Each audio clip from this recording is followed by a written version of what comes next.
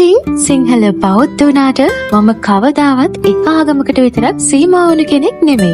ඉතින් මං ඉන්දියාවට ගියපු වෙලේ මට පුළුවන් හැම වෙලාවෙම මම කෝවිල් වලට ගියා. මේ තියෙන්නේ ඉන්දියාවේ ගෝවල තියෙන බෝඩ්කේශ්වර් කෝවිල.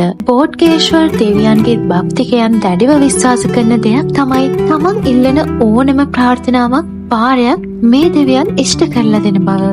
ඉතින් ඊට පස්සේ මම ගියා වෙස්ට් සයිඩ්. ඒ කියන්නේ ඉන්දියාවේ තියෙන shopping mall එකක්. ඉතින් මෙතන තියෙන ගොඩාක් ඇඳුම් ඉන්දියාවේ ට්‍රැඩිෂන් එකෙන් ඉන්ස්පයර් වෙච්ච මොඩර්න් ෆැෂන්. මේ තියෙන්නේ උතුරු ඉන්දියාවට ආවේනික උතුරු ඉන්දියානු තාලි එකක්.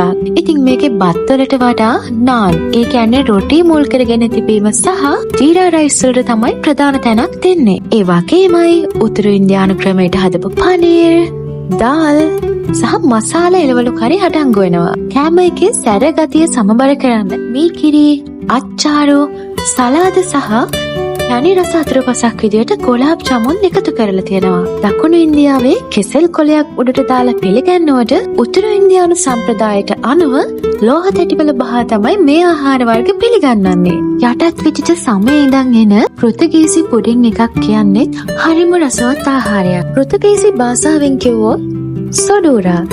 ඒ කියන්නේ බිස්කට් කුඩු කරලා තියෙන විදිය ලී කුඩු වගේ නිසා.